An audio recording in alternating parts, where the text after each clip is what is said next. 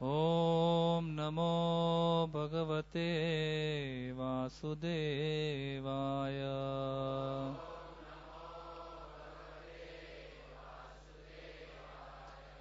Om Namo Bhagavate Vasudevaya.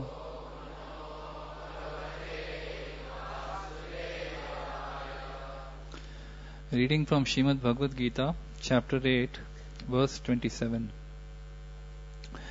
Naite shriti parthajanan yogi muyyati kaschana tasmat sarveshu kaleshu yogo yukta bhavarjuna. Translation and purport by His Divine Grace Srila A.C. Bhaktivedanta Swami Prabhupada ki jai. Although the devotees know these two paths, O Arjuna, they are never bewildered. Therefore, always be fixed in devotion. Krishna is here advising Arjuna that he should not be disturbed by the different paths the soul can take when leaving the material world. A devotee of the Supreme Lord should not worry whether he will depart by arrangement or by accident. The devotee should be firmly established in Krishna consciousness and chant Hare Krishna. He should know that concern over either of these two paths is troublesome. The best way to be absorbed in Krishna consciousness is to be always dovetailed in His service, and this will make one's path to the spiritual kingdom safe, certain, and direct. The word Yoga Yukta is especially significant in this verse. One who is firm in yoga is constantly engaged in Krishna consciousness in all his activities. Srila Rupa Goswami advises, Anasaktesya Vishayan Yatharham Upayunjatah. One should be unattached in material affairs and do everything in Krishna consciousness. By this system, which is called Yukta Vairagya, one attains perfection. Therefore, the devotee is not disturbed by these descriptions, because he knows that his passage to the supreme abode is guaranteed by devotional service. Om Ajnanatirmirandasya Jnananjana Shalakaya Chakshurunmilitam Yena Tasmai Shri Guruve Namaha. Shri Chaitanya Manobhishtam Stapitam Yena Bhutale Swayam Rupa Kadamayam Dadati Swapadantikam Vandeham Shri Guruho Shri Yuta Padakamalam Shri Gurum Vaishnavamscha Shri Rupam Sagrajatam Sahagana Raghunatham Vitam Tam Sajivam Sadvaitam Savadutam Parijana Sahitam Krishna Chaitanya Devam Shri Radha Krishna Padan Sahagana Lalita Shri Vishakham Vitamscha. He Krishna Karuna Sindhu Deenabandhu Jagatpate Gopesha Gopika Kanta Radha Kanta Namostute Tapta Kanchana Gaurangi Shri Radhe Vrindavaneshwari Vrishabhanu Sute Devi Pranamami Hari Priye Vancha Kalpatarubhyasya Kripa Sindhubheva cha Patitanam Pavanebhyo Vaishnavebhyo Namo Namaha. Nama Om Vishnupadaya Krishna Preshtaya Bhutale Shrimate Bhaktivedanta Swami Niti Namine. Namaste Saraswati Deve Gauravani Pracharine Nirvishesha Shunyavadi Paschatya Deshatarine. Jaya Shri Krishna Chaitanya Prabhu Nityananda Shri Advaita Gadadhar Shivasadi Gaura Bhakta Vrinda Hare Krishna, Krishna Krishna, Hare Hare, Hare Rama, Rama Rama, Hare Hare, Hare Krishna, Krishna Krishna, Hare Hare, Hare Rama, Rama Rama, Hare Hare. Hare Krishna, Krishna Krishna, Hare Hare, Hare Rama, Rama Rama, Hare Hare.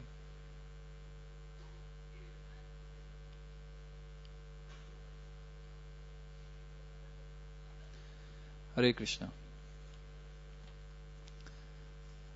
So first, let me offer my obeisances to all the devotees, the Vaishnavas who are here today, many of whom are senior to me, and all of you who are here taking out your valuable time for listening about Krishna. So,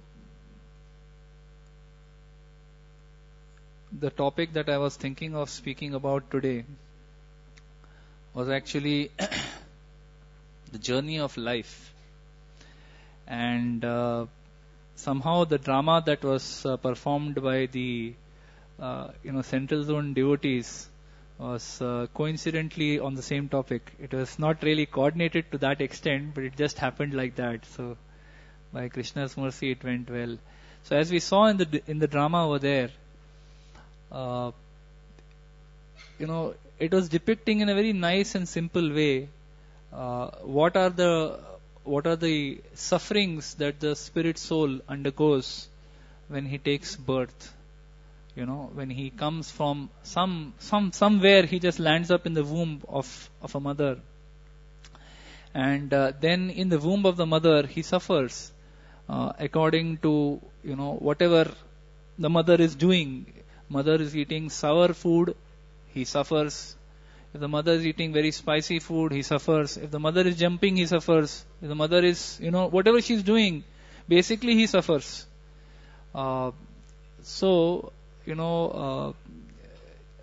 Basically, what is this journey of life? It's interesting to understand. Actually, it's very simple. Can be described that when a spirit soul accepts a body, we say birth, old age, disease and death. Actually, it's very simple. When a spirit soul accepts a body, it is birth. When a spirit soul gives up that body, it is death. And whatever happens in between is basically what we call the journey of life.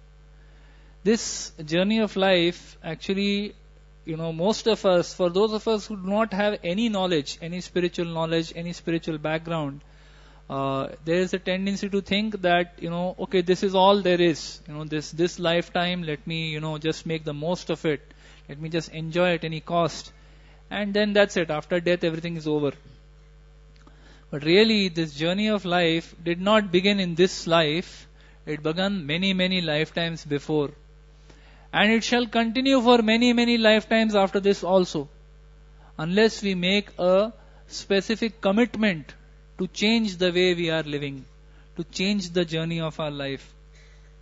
In this human life, actually, destiny brings so many people together. Really, it is just destiny that so many devotees, so many people are born. At every moment, hundreds and thousands of babies are born. Hundreds and thousands of animals are born. Millions and millions of plants are born. And probably billions and billions of insects are born. Every moment that we are talking. So many people are being born. So many living entities are taking bodies. And so many are dying. So what is it that brings everyone together in a particular situation? What is it that makes somebody be born in the family of, XYZ, and another person is born in the street, on the footpath. Somebody is born on the footpath. Somebody is born in a super specialty, 7-star hospital. Somebody is born in a beggar's family. Somebody is born in a multi-billionaire's family. So what is it that brings all these people together? So it is described by the Acharyas that like in a river which is flowing, sometimes two twigs come together, two twigs or two branches of tree which have broken and fallen into the river. They come together, they kind of converge. When they converge, they get intertwined and they, flow together for some time. And after some time, they get, unentangled and they go their own ways.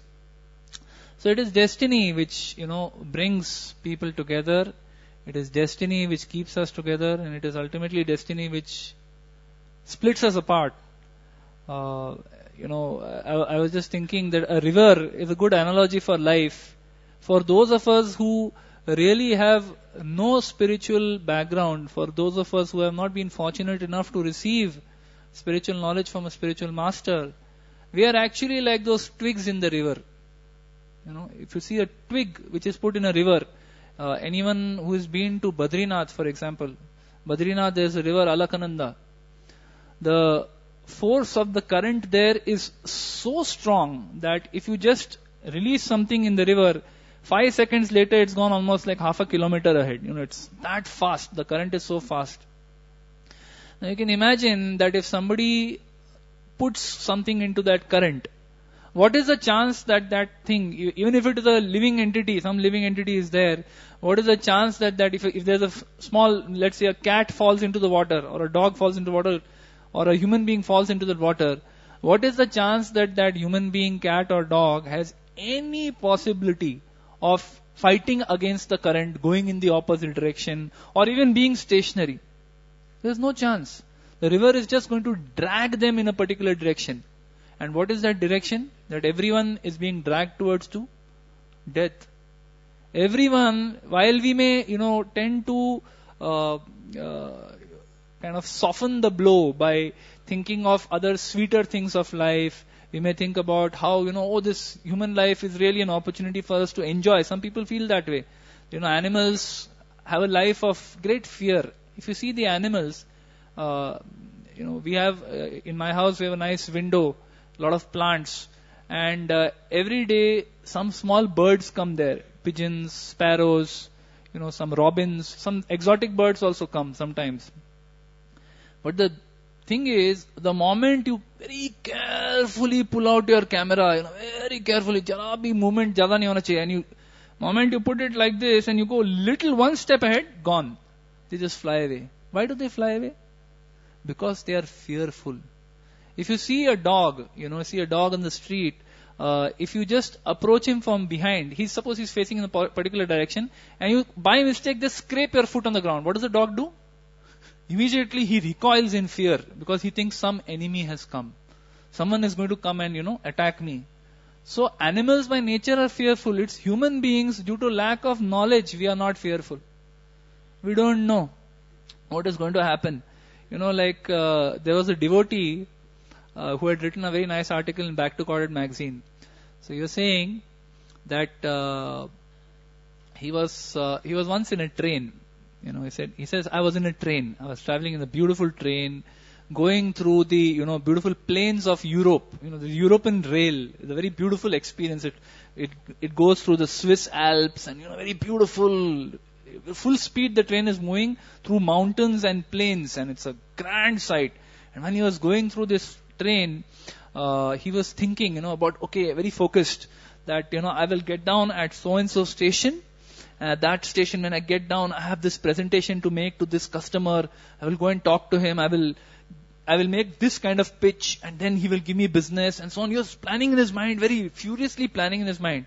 Suddenly the ticket conductor came, just told him, get down at this station. He said, Hare, my station has not yet come. I can't get down now.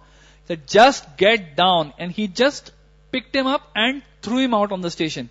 He did not even have time to collect his bag, his laptop, everything got left behind. He was just thrown out on the station and the train moved on. And then he said, at that moment I woke up. It was a nightmare. So he woke up in a sweat. Oh my God, what a dream, he said, first of all, it was a very beautiful sight. I was seeing all nice things all around. I was seeing very nice things. And then I was planning about my, what I'm going to do when I reach my destination. How I'm going to impress my customer. I was planning all that. And then suddenly, abruptly, the conductor came, threw me out of the train, didn't even give me time to pick up my bag. There was no time. All my belongings got left behind. So he was very beautifully, he gave this analogy. He said, this is the situation of All of us. All of us are in this situation. Abruptly at some point of time, we are also, running in this river of life or this train of life, whatever you may call it. This train of life which is going from station to station, and we are looking at all the sights, while we are going. Oh, this is nice. Oh, this is also quite nice actually, So we are like, very nicely enjoying all the sights and sounds around us, all the sense gratification that's available, we are trying to enjoy that. But and we are very focused. We are planning. मैंने वो flat लिया है, उसका loan लिया है.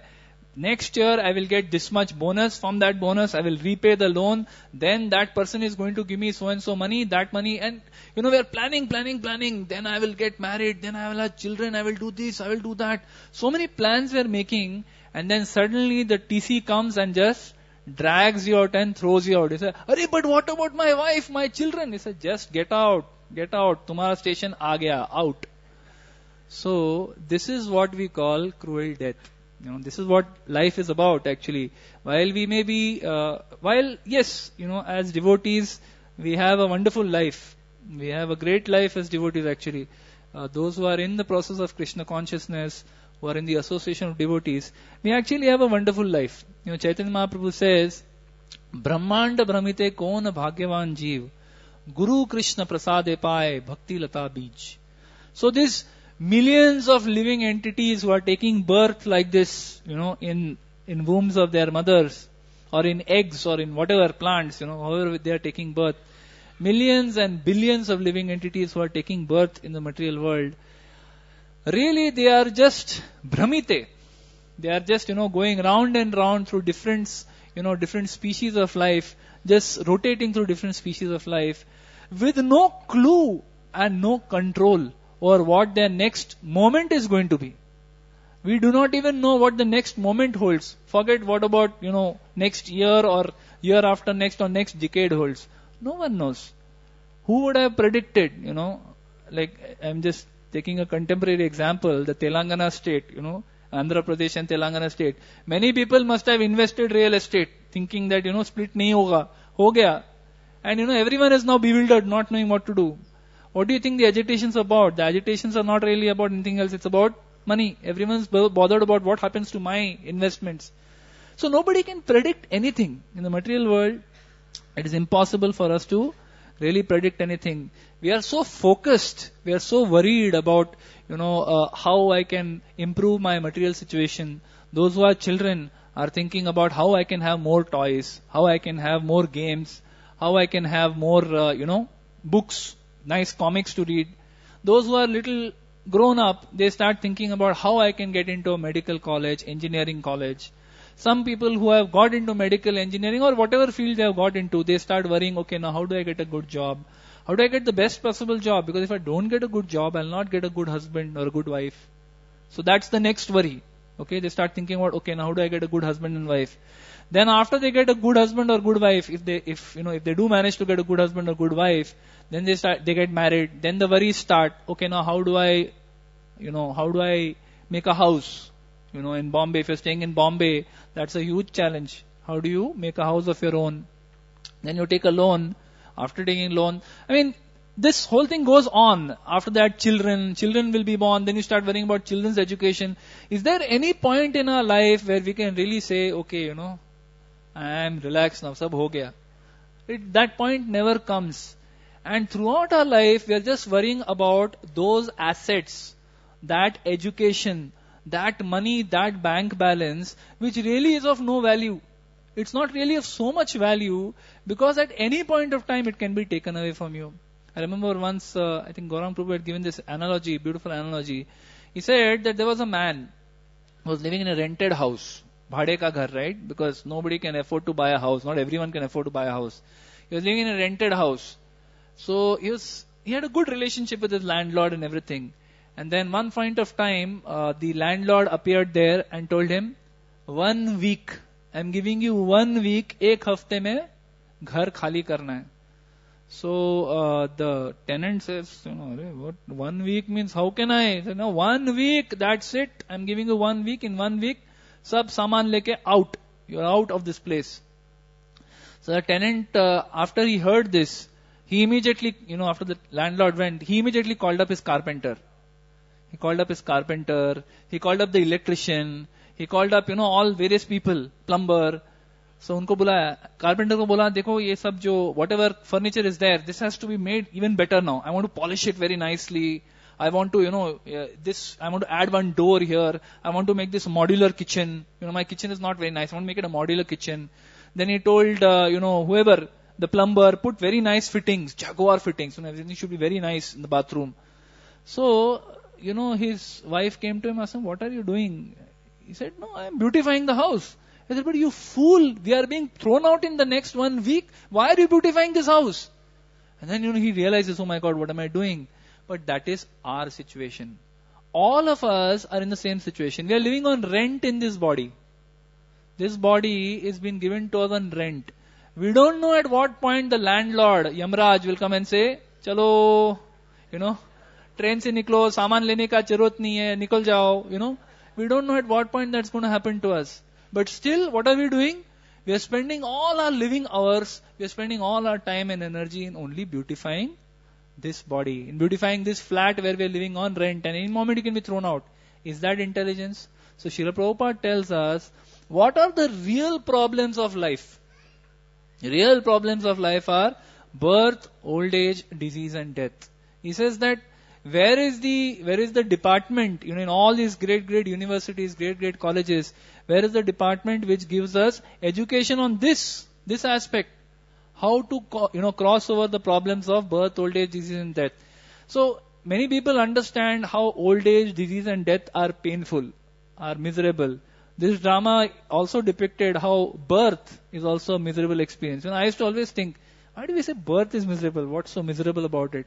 But then, this drama depicted very nicely. His Grace Krishna Prabhu once gave a very nice analogy, to explain further. It makes it very stark, that example. He said that anyone has traveled in train in seat number 72. Anyone? Seat number 72 in the train, in carriage. What is special about seat 72? It is very close to the toilet. Right? Now, especially if you are going in Howrah Express or something, 36 hours journey, and you are close to the toilet for 36 hours, it's sheer unadulterated misery for 36 hours. In that period, you just close your nose and people keep going in, going out, the place is messy, oh God, it's like horrible. It's complete torture. Now you imagine, at least in 36 hours that misery will be over. You will be out of the train. But a baby is in the, a child, infant is in the womb of the mother, inside practically that toilet, smelling that for 9 months. Miserable. And bent up in this position, cannot move much. It's a miserable experience. So birth, old age, disease and death, these are the real problems of life. And especially if, as Radha Gopinath Prabhu always says in his Gita courses, he says, life is a preparation and death is the examination. So death is like a final exam. If we have prepared for this final exam, then we'll be ready. No matter at what time the death comes, in what situation it comes, whatever, what time of the day it is, what time of the night it is, which time of the year, in the 8th chapter, there are many descriptions given. If you leave at this time of the year, this is what destination you get. If you leave at this time of the night, this is what destination you get. So, the scriptures are replete with examples of what happens to you if you leave at a particular time and if you leave at a particular place in a particular manner. But then, in this particular verse, Krishna reassures Arjuna, and Srila Prabhupada also very beautiful purport. Krishna is reassuring Arjuna that for my devotee it does not matter. It does not matter in what way you leave your body. It does not matter at what time you leave your body.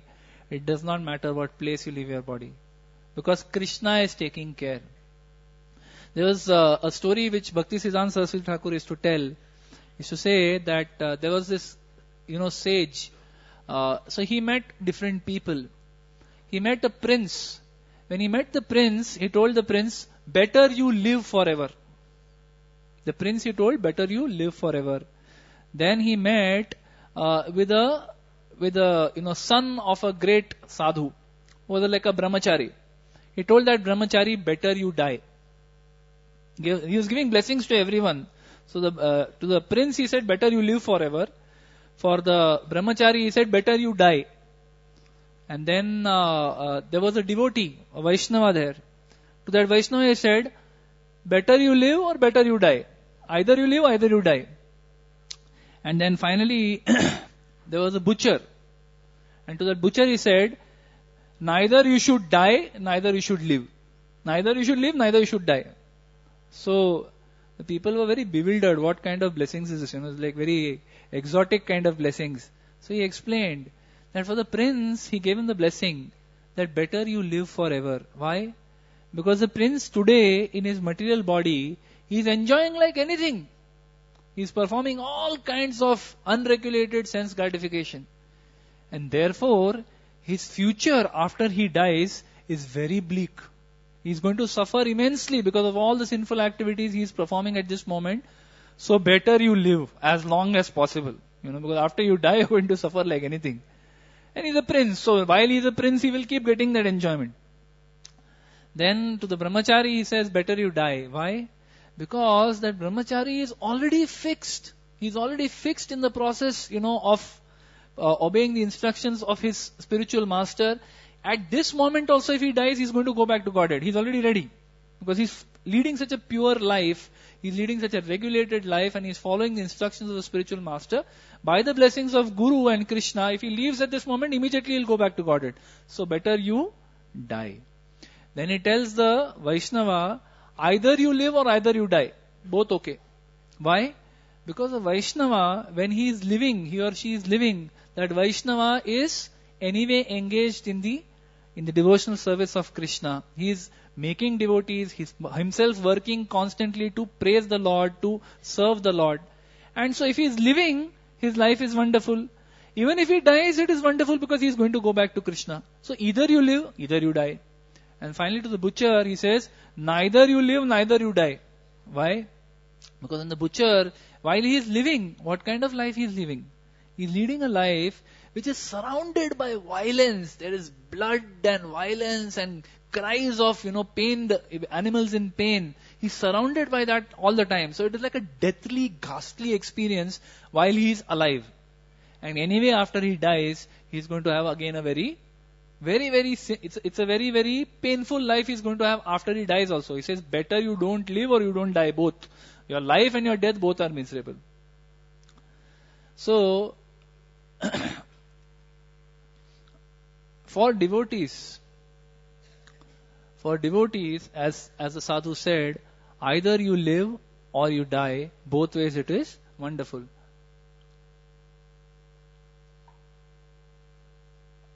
So actually it is said that the devotees are the ones who are really actually always peaceful.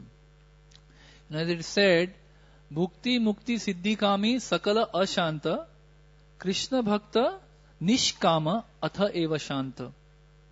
So, for a person, let's just come for a moment. Let's talk about somebody who has received advance notice. Most of us do not get the eviction order. Many of us do not get eviction order. कि 6 महीने में eviction होने वाला है. Most of us don't get. Many of us will die of heart attacks. Today's lifestyle diseases ensure that most people don't get any notice. They just go in one moment. We will not have notice. But assuming somebody has notice that they're going to die in 6 months, what would be the reaction of different kinds of people? So someone who is a bhukti, someone who is very interested in sense gratification, his whole focus of life is how I can enjoy more, how I can increase my assets, how I can increase my education, how I can have, nicer and nicer things for my enjoyment. For such a person, being given an eviction order, that means you're going to die in 6 months, what happens to that person? Such a person actually tries to stay longer. There are different types of desires at the time of death. See, when somebody knows that they're going to die, they will have different kinds of desires. For a person who's actually having this kind of bhukti mentality, what happens to them? They become frustrated. They become frustrated and they are attached to so much attached to enjoyment that they're thinking, I want to enjoy some more. Can't I live a little longer? Can't I do something to increase my lifespan? Can't I go to this doctor, this way, that way? What can I do to enjoy more? What can I do to increase my lifespan of enjoyment? Even if death is come upon them, they are still focused on what they have done or what they have not done. Sochati kangshati. They are either lamenting over, what they could not do, or they are hankering for what they still want to do. I remember I heard this story many years back. There was a lady who was, like the head of a family, of a business family. The husband had died many years back, and she had grown the business. The business was grown by her. And then she had sons, all her sons as they grew up, they started assisting her. Then grandchildren came, and she was like the matriarch of the family, the head of the family, who had overseen the business growing from what it was to a very big business. And then this lady was about to leave her body. It was quite clear that she's going to leave any time now. So her grandson was actually a devotee. And the grandson was chanting near her ears. And he was telling her, Dadi, Bhagwan ka naam lo, Hari ka naam lo. Chant, Hare Krishna. He was telling her to chant. But she was not even looking at him. She was not even listening to him. She was not able to listen to him. What was she doing? She was banging her chest like this and saying, Maro piso, my money. She was worried that I am going to leave behind all this money. What will these fools do with my money? Maro piso. And he was telling her, Dadi, paisa chodo, Bhagwan ka naam lo. And she was saying, Maro piso, and she died like that. Suddenly she just left her body. So for a person who is bhukti kami, who is only focused on sense gratification, it is very unfortunate, but even till the last moment, even if someone tries to, artificially impose Krishna consciousness on them, it is not possible. It's very difficult for them to accept the holy name when all their life they haven't done it. It's not so easy. Then there is there are those who are mukti kami, those who are wanting liberation. So such people, when they hear that, okay, death is coming.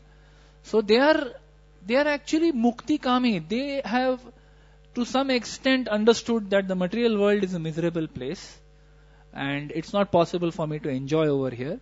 So better I leave fast, And they want the curtain to close. Let the curtain fall quickly. I don't want anything. This Maya, this material world is all Maya. I don't want to stay here. I don't want to do anything. They don't want to associate with anyone. They just want to get liberated. Because it arises out of frustration with the material world. Is that bad? It's not bad. But it's not the ideal platform either. Because the ideal platform is that of a devotee. A Vaishnava, when they come to know that they are going to leave their body, that they are, the notice has come, the eviction period has started. When they come to know, their consciousness is, they do not want to be bhukti kami. They are not thinking ki, for last 10 years, 15 years I have been following Krishna consciousness.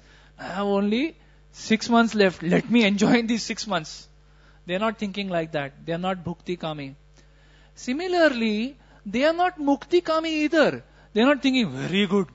Chalo, now chutkara mil jayega material world se. I just want to go back to Godhead quickly. Chalo, finish it off fast. They are not thinking like that also. They are thinking that as long as I am here, let me do whatever service I can. Till I am here in the material world. If I continue to live in the material world, no problem. Let me continue to live here for a long time. And if I am forced by Krishna to come back immediately, I will go immediately. They are not attached either way. They are not attached to the fact that I am in the material world. They are not attached to the fact that I must go to the spiritual world. So if Krishna decides I am not ready and he places me back into the material world again and says you serve some more time, a devotee is willing to do that.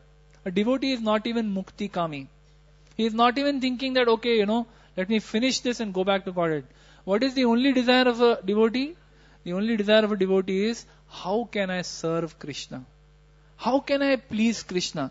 So for a devotee, the final exam is only about that. That have I come to a stage where I have developed some love for Krishna?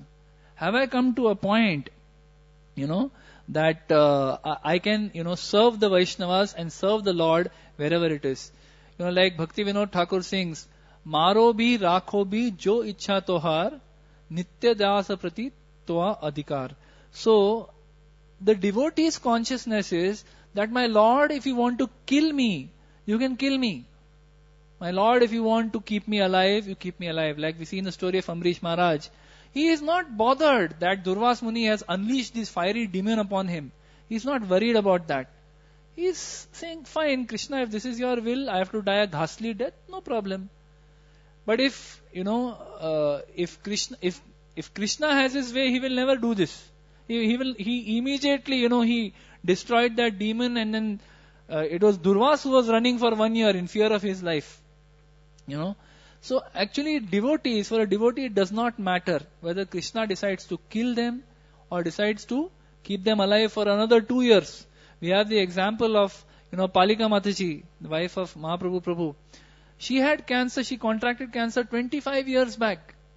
But for 25 years, she was living, fighting the disease, living and serving serving in the car program, serving so many devotees.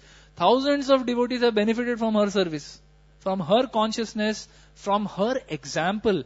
Thousands of Matajis and Prabhujis were, inspired by her example. So sometimes Krishna may want to keep a person alive for a very long time. Suffering, but still serving, setting an example. So this is the consciousness of the devotee. That let me, whether you want to close the curtain or I should go on, let me play the part as per your desire. I don't want to have any independent desire. My desire is to serve you. If I can develop, as devotees, as Vaishnavas, we are all aspiring Vaishnavas here. We are all sadhakas who are trying to follow a certain process. We are following the process of devotional service. We are chanting Hare Krishna Mahamantra. We are following certain principles.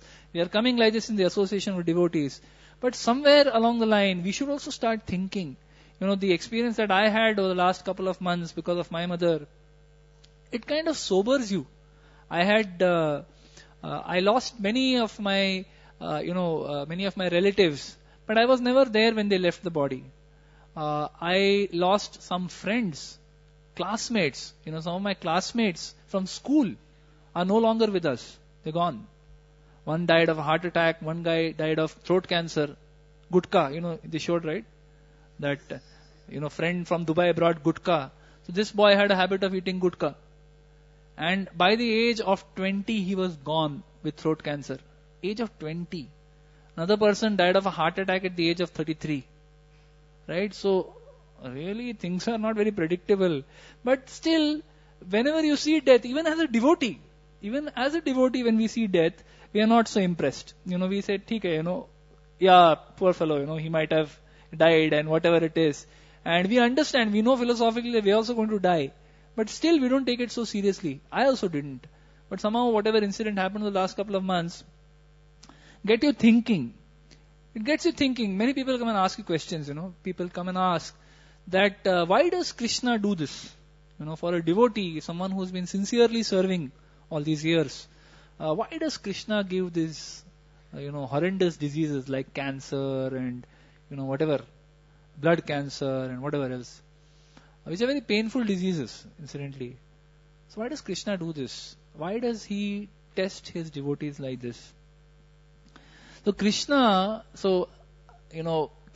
actually tests his devotees. He tests his devotees, and he always does this routinely. His Holiness Radhanath Maharaj had told one story that there was once a devotee called Murari. This Murari was, he was in Puri, or in some, I don't know exactly whether it was in Puri, but some kingdom, and he was worshipping Lord Jagannath. And, one night Lord Jagannath appeared in his dream. And I told him, I want to eat mangoes. So he said, where can I get mangoes? Mangoes only grow in the king's garden. Here, nowhere else mangoes are growing. So Lord Jagannath said, you go do one thing, you go to the king's garden and you steal the mangoes.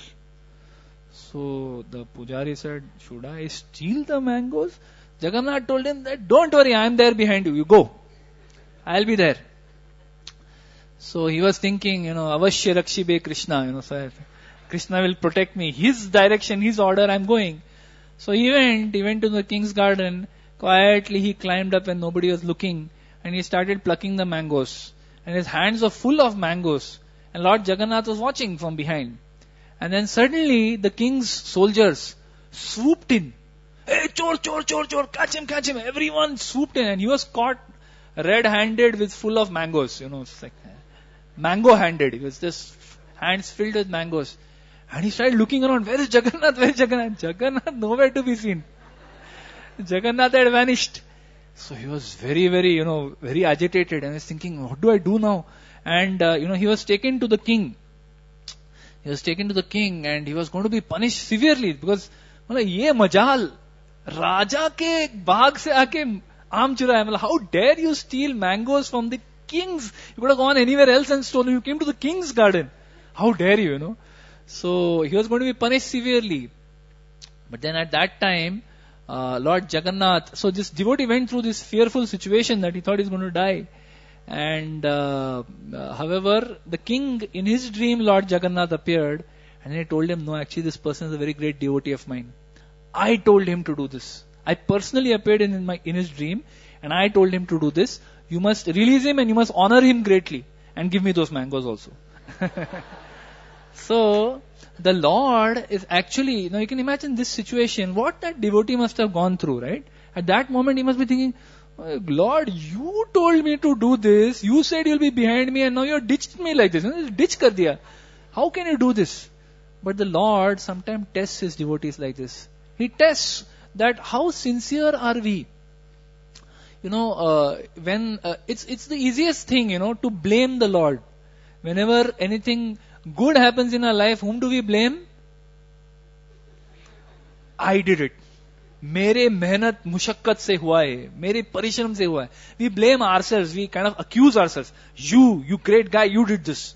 We blame ourselves. But when something goes wrong, we blame the Lord. Immediately we blame the Lord. How could you do this?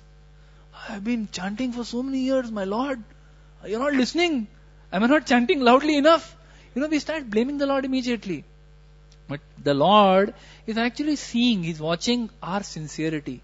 He is looking for us to see how we react when He puts us into difficult situations. There's a story of, Gopinath Pattanayaka, similar, who was put into a tremendously difficult situation. He was about to be killed on the Changa. And his brothers were also arrested. Because of a mistake he made, he was to be killed.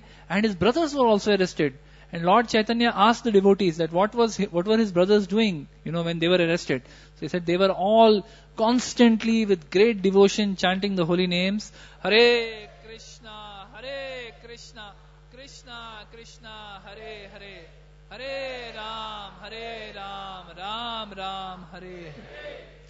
So the Lord actually, He actually gives sometimes devotees difficult situations. He puts us into awkward situations. He puts us into difficult situations to test our sincerity. If we are able to come out of that situation as both these devotees came, if we come out with flying colors, the Lord is very pleased. So Chaitanya Mahaprabhu was very pleased when he heard that these devotees, even when they are being arrested without reason, still they never gave up shelter of the holy name. They never gave up the shelter of the devotees. They never blamed the Lord. They just gracefully accepted whatever came upon them. This is a Vaishnava. Sometimes when Krishna gives His causeless mercy, it comes in a shape which we cannot recognize. It's very difficult sometimes to acknowledge that this is causeless mercy of the Lord. Like we see in the case of Kubja. In Krishna Leela, when Kubja was approached by Lord Krishna and Balram, Kubja, she was a hunchback. And she had prepared this sandal paste for Kamsa. But when Krishna and Balram appeared before her, they told her, why don't you give this chandan to us? Very nice chandan. Why don't you give it to us? Now, she knew this for a fact, that this chandan is being prepared for Kamsa. she knew why, probably even knew why Krishna Balram had been invited to Mathura. Basically for killing them. So if she did anything to serve Krishna Balram, she knew it meant certain death. Certain death. She will be killed.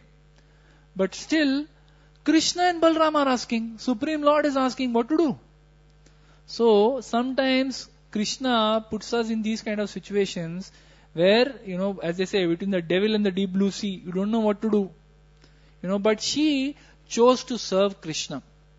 She chose to serve Krishna.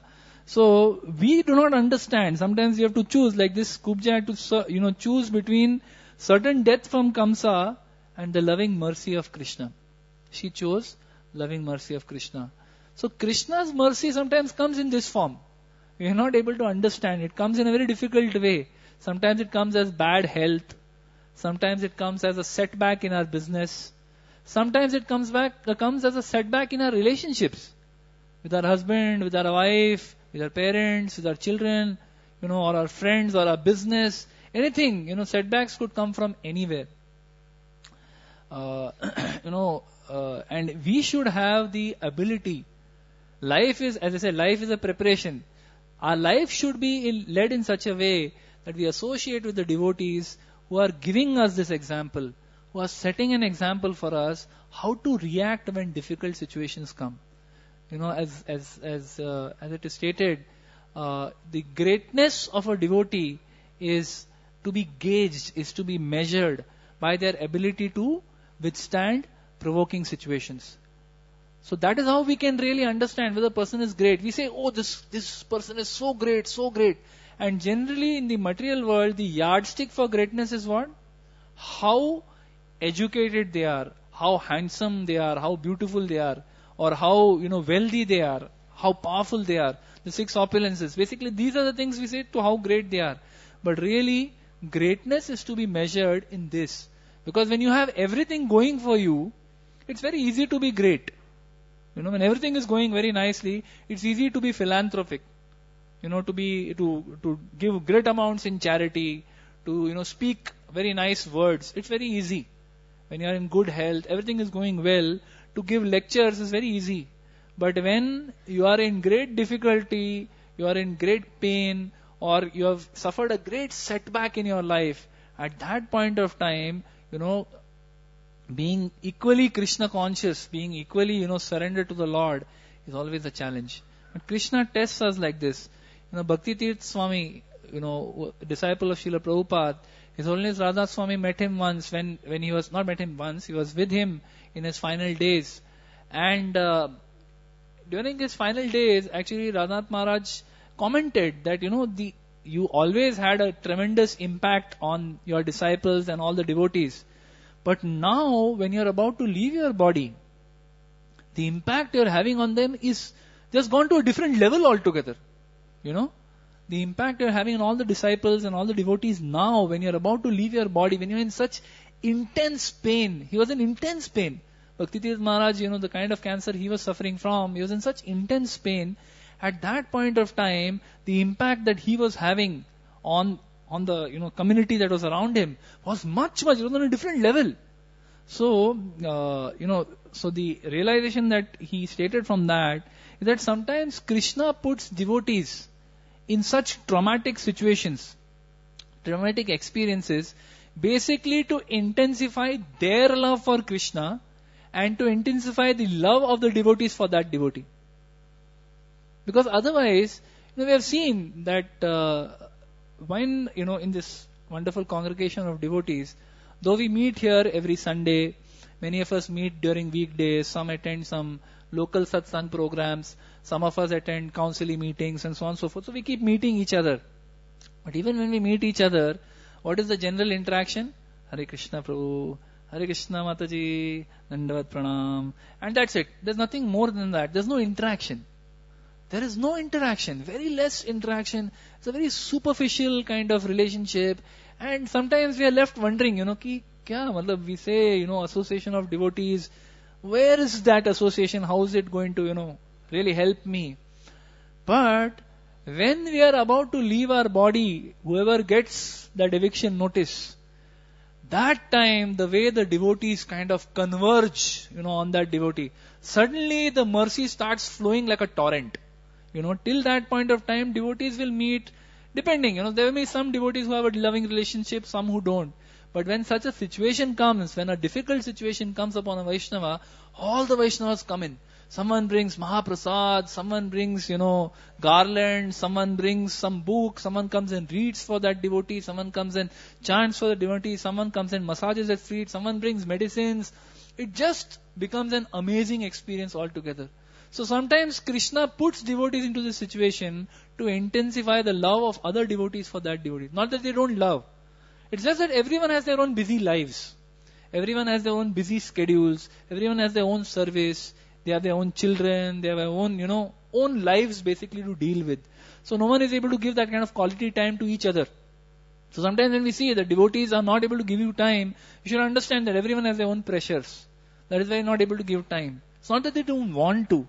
It's not that they hate you. It's not that they, are ignoring you. It is just that probably they have their own compulsions, their own worries, which is why they are not able to give that time. But we should understand that these same Vaishnavas, whom today we sometimes blaspheme, who sometimes we ignore, sometimes we, just generally don't say anything, or we have a very superficial relationship. It is these same Vaishnavas who will come to us and save our lives at some point of time. And the other thing that worries us, as devotees, sometimes we worry, that, I am chanting, I am coming to the temple, I am listening to Harikatha, I am doing everything, but inside, not much transformation. My heart is still filled with anarthas. It is filled with anarthas. There is very little bhakti, little few drops of bhakti, and it is filled with poison. My heart has got so many anarthas in it. What if I die now? I have not performed any, as they say, todu devotional service. I've just done some very simple, either small things I've done. I've not done something spectacular. I've not done something great in devotional service. I'm a very simple devotee. I've not done anything great. So sometimes you may become a little bit disheartened by that. You may feel that God knows, I may not perfect my life. I may not become a pure devotee by the time death approaches. What about me? So a very beautiful quote, I'll just read this. One of the devotees had said, he said, the Lord's quality of being merciful and forgiving our sins is more important than His knowledge. Knowledge of what? And His knowledge and His memory of our every thought, word and actions. So actually, our every thought, our every word and our every action is being observed by the Supreme Lord. It's a very sobering, realization when you hear this. Krishna says in the Bhagavad Gita, Sarvasya chaham ridhi sanivishto matta smritir jnanam apohanam cha. It's actually a very sobering verse if you understand. He says that I am residing in everyone's heart as the Paramatma, and from me comes memory, knowledge and forgetfulness. So it is He only is providing us memory. It is He only who is providing us forgetfulness. And every activity that we are doing, Krishna is observing. So sometimes we should think, that what kind of person I am. So when we are in a crowd of devotees, when we are with Vaishnavas, generally we are very well behaved, right? We are very humble. We follow the 4 regulative principles. We chant very nicely. But it is when we are alone, that is when the real test comes. When we think we are alone, nobody is around. Now I can do spaced out chanting. At last, now I can do spaced out. I can space out basically. That is unfortunately our mind is like that. Mind is so nasty. It doesn't allow you to settle down on the holy name. It will keep agitating you, keep throwing ideas at you. Think of this, think of this. Think about this enjoyment you had. Think about this place you went. Think about this. Think about this sight you saw. Think about this food you ate. It just keeps on agitating you. Doesn't allow you to settle down. So, at that time, what we do when we are alone, that is the test of our devotional life. That is really the test of our character. That is the test of how much progress we are really making in Krishna consciousness. But, regardless of whether somebody saw you or didn't see you, the Lord is seeing you at every moment. Right? So, He is aware. If he wants to, he can वो चिट्ठा दिखा सकते हैं आपको कि ये देखो, this is what you are, this is what you have done. You claim to be Vaishnava. Hello, please see this. These are all your activities. So if the Lord wants, He can do that. How difficult is it for Him? Like I always give the example. In corporate, in the corporate world, there is a manager. Whoever is the employee, every employee has a manager.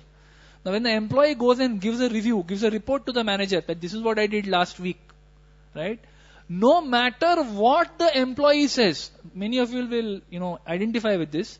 No matter what the employee says, if the boss is in a mood to beat him, he will beat him. वो कुछ भी बोले, whatever he may say, he will always find something which you have not done. I did this, you do this, I did it. You do this, I did it. You do this, I did it. What about this? No, this is a useless fellow. So if the boss wants, he can find mistake no matter what you do. Now he is the Supreme Lord, Supreme Boss. And we know how many mistakes we have made. We have made less good things and more mistakes in our life. So this is a very hope-giving statement that the Lord's quality of being merciful and forgiving our sins is more important than His knowledge and memory of our every thought, word and action. This is what gives us hope. This is what gives us that, that foundation that the Lord is more merciful than He is an accountant. He is not an accountant. There are other people who keep accounts. But for those who surrender to Krishna, Krishna says, Sarva dharman parityajya mam ekam sharanam raja aham tvam sarva papebhyo mokshayishami.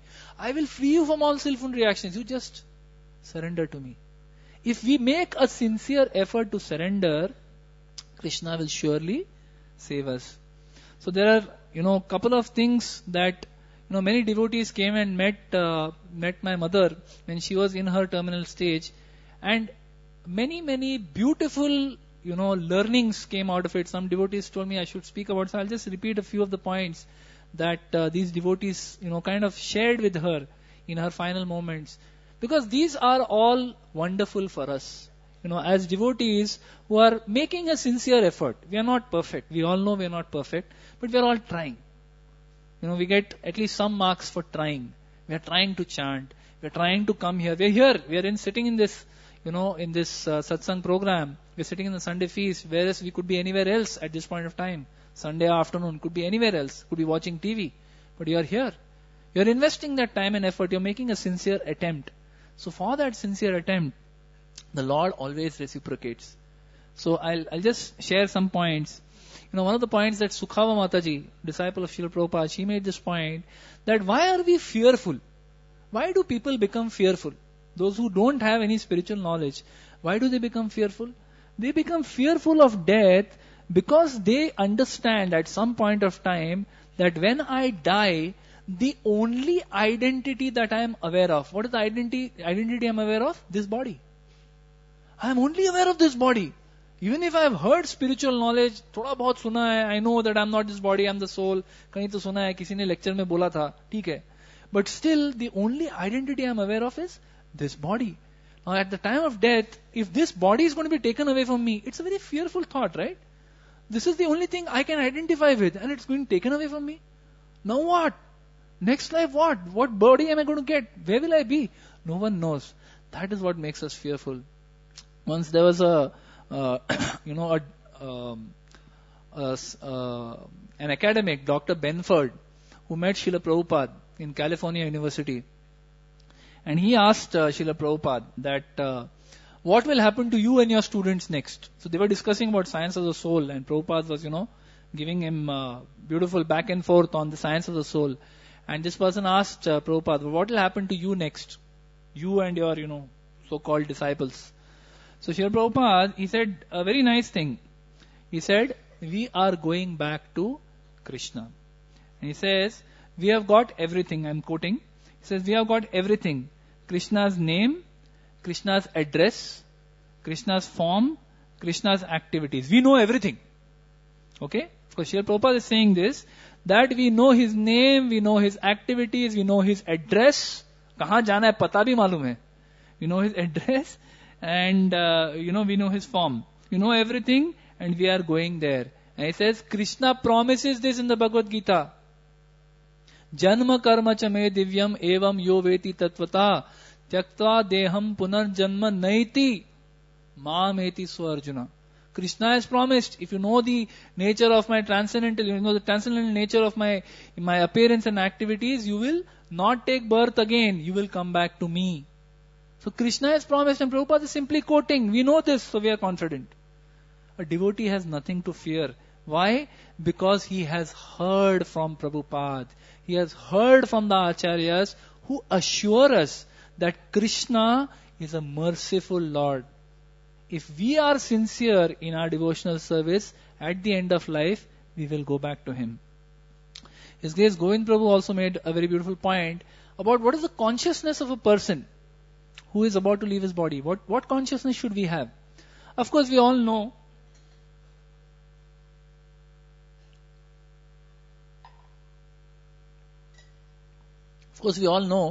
that when a person is, as a devotee, as a practicing sadhaka, we all know that we should chant Hare Krishna.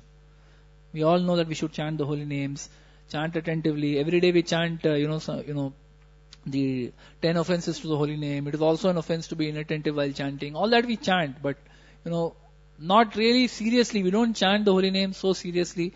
But when you come to the final stage, that is typically the trigger for us to understand that, okay, now I better become serious.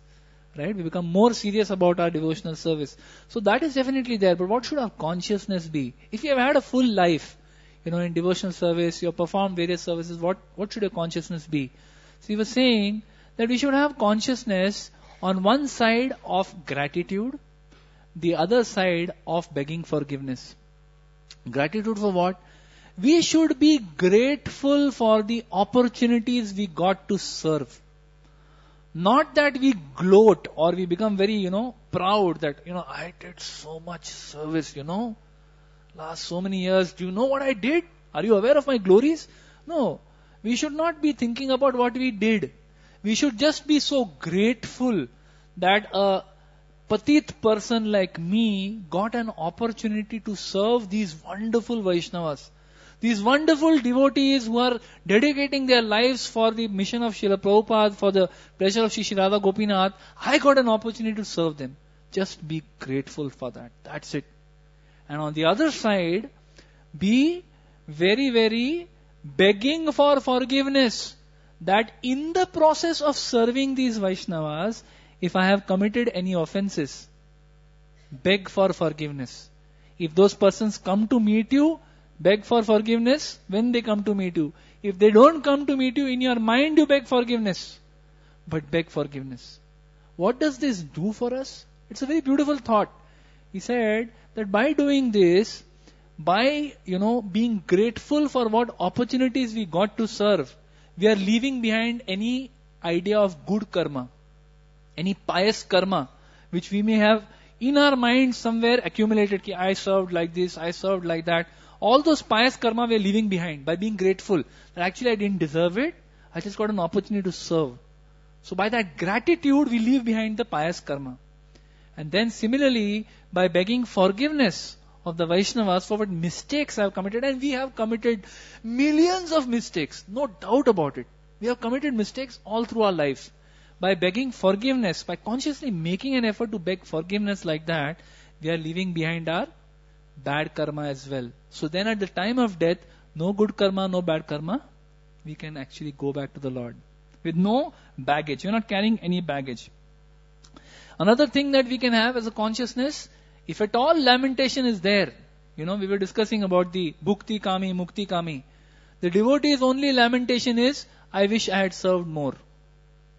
That's about the only lamentation the devotee can have. That, I did not develop love for Krishna. I did not serve enough. That's about the only lamentation devotee can have. Otherwise, there is no need. If you have served sincerely for all your life, there is no need to lament. And in the process of service, sometimes we may make mistakes, right? As I was saying, at the time of doing services, we commit mistakes. Sometimes while glorifying devotees, we commit mistakes. Sometimes while cooking, sometimes while doing managerial work, we offend devotees. We make so many mistakes. There are so many imperfections in us, really. Very few of us are really perfect in any field of activity.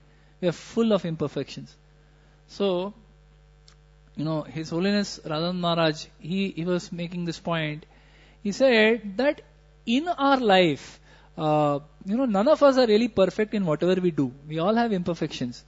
But if we are really sincere, who are just doing their best to whatever their, God-given ability is, if we are just sincerely following the process of devotional service, if we are very sincerely trying to serve the Vaishnavas, trying to please the Vaishnavas, even if there are imperfections, even if there are mistakes, Krishna's grace makes everything perfect. Krishna's grace makes everything perfect when we are sincere. So even if there are imperfections, whatever mistakes you make, Krishna's mercy is what really makes our life perfect.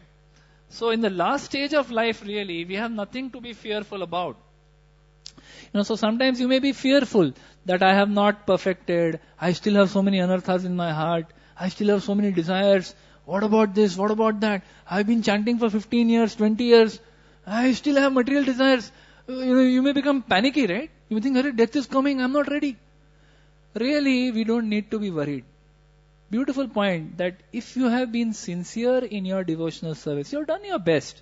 You are not cheated. We have not approached Krishna with a cheating heart. We have approached Krishna with a genuine heart, tried to give our best to the Vaishnavas, to the Supreme Lord, serve to the best of our abilities. If we have been, sincere in our bhakti, in the last stage, there is no need to be afraid.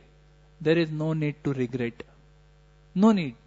You can be very peaceful because the Supreme Lord's mercy, His grace is finally what counts. What can we achieve as devotees, really? If you think about it, it is like an exam which you have to get 100 marks. 100 marks means pure devotee. Shuddha Bhakt. Where are we today? Some of us are on 1%, some of us are on 2%, some of us are on 4%. 4% means senior devotee. But where we have to reach 100? We are nowhere. We are nowhere. No hope in life. But there is hope. Who is our hope? Our hope is Srila Prabhupada. Srila Prabhupada has given us that hope, that don't worry, just be sincere. Chaitanya Mahaprabhu has given us the hope. Chaitanya Mahaprabhu is our hope. He tells us that just chant Hare Krishna and don't criticize anyone. You will come back to Godhead in this lifetime. Even that we can't do. Of course we can. So if we are sincere about these two things also, just chant the holy names, Hare Krishna, Krishna Krishna, Hare Hare, Hare Ram, Ram Ram, Hare. Chant sincerely, chant attentively, chant offensively. Don't offend anyone. Don't say my offenses are reserved only for non-devotees.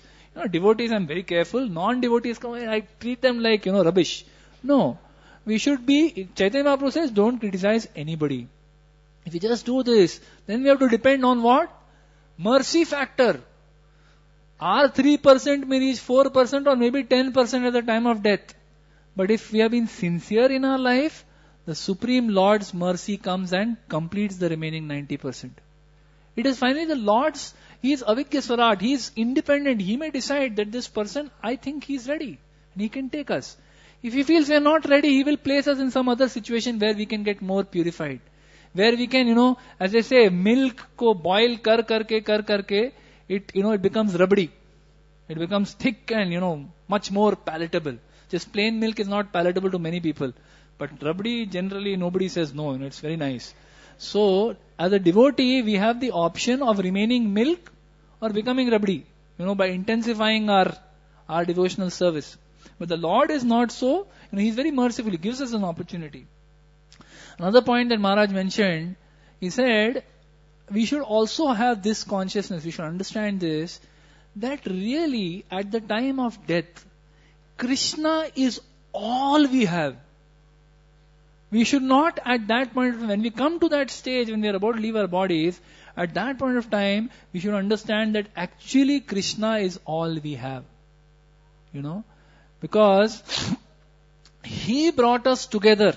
As I started in the beginning by saying destiny, the destiny which brings these straws together.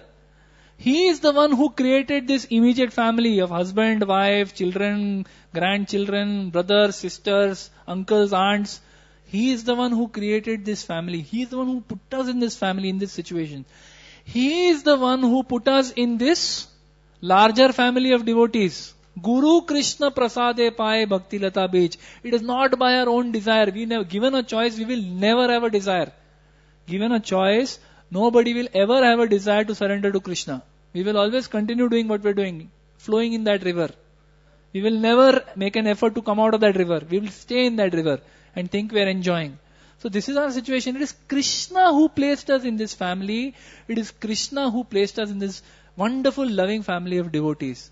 So we should understand, when we come to that point in our life, we should understand actually it is Krishna is all we have. And at that stage of our life, we should go with this consciousness. He says, give your heart to Krishna. Give your heart to Krishna and just offer your family to Krishna with all your heart. You know, when you are at that final stage of life, there is no point. If you saw in the case of Palika Mataji also, she finished her duties and then she cut off. She said, that's it, I'm done. No more now. You know, she offered her family to Krishna. That now Krishna, you take care. I'm done. No more worrying about, what about my son, he is useless. What about my grandchildren, they are, so disobedient. No worrying about all these things. Just give your family to Krishna.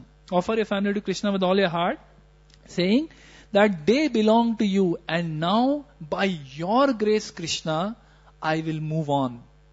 And it can only be by His grace. By our own, by our own efforts, it's very difficult to move on. But if Krishna is merciful upon us, we can move on. We can let these things behind. As I say, actually, when you go for a funeral, the person who's carrying the pot, the son, typically, he's not supposed to look behind.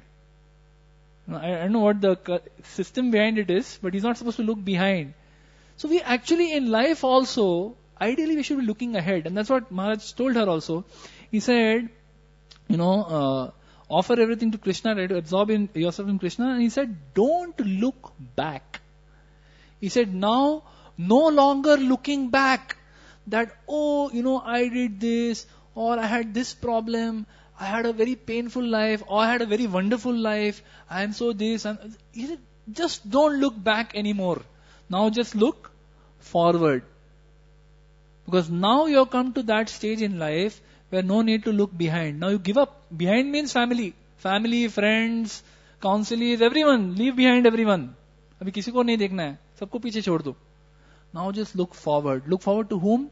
Look forward to this wonderful opportunity where you can now go back to Krishna.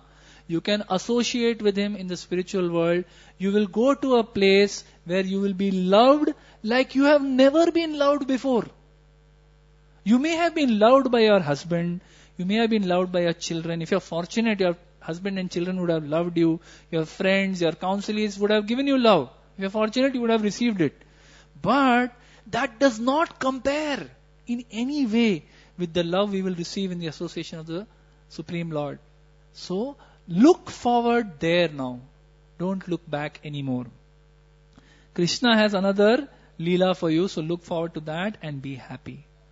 So really, for us as devotees, this is what we have to look forward to.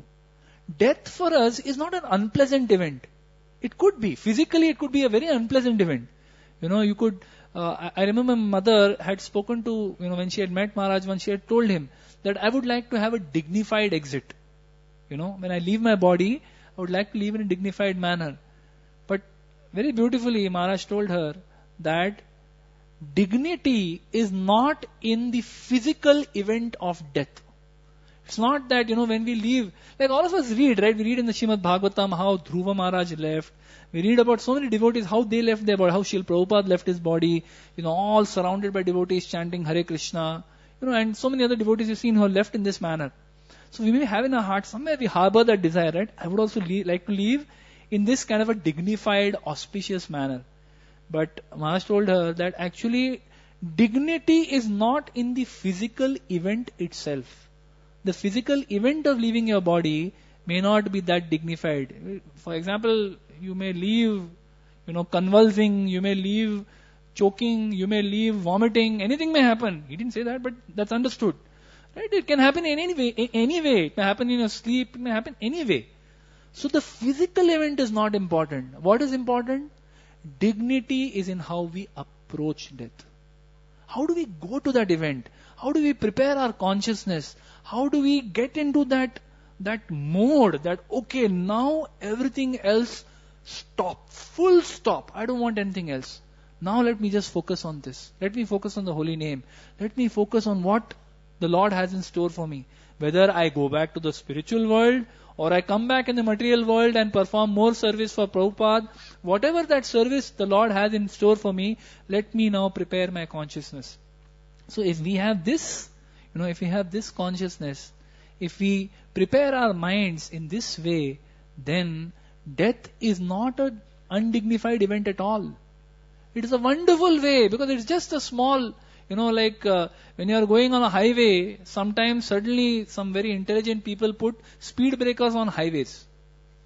Right? You've seen, going on a Mumbai-Ahmedabad highway, suddenly on the way you're going at 80 speed and suddenly there's a speed breaker there.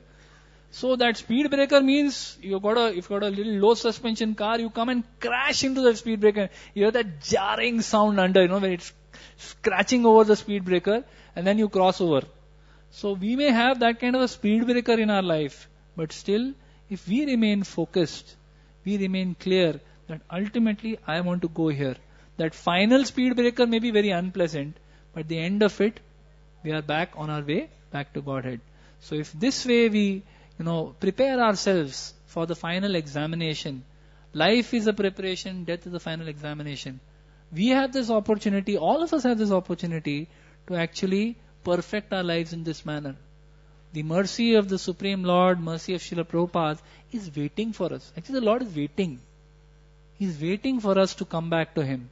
But if we, through our activities, through the way we associate with devotees, if we develop that desire in this lifetime, then at the end of this lifetime, we also have this wonderful opportunity to associate with Shri Radha Gopinath in the spiritual world. Thank you very much. Hare Krishna.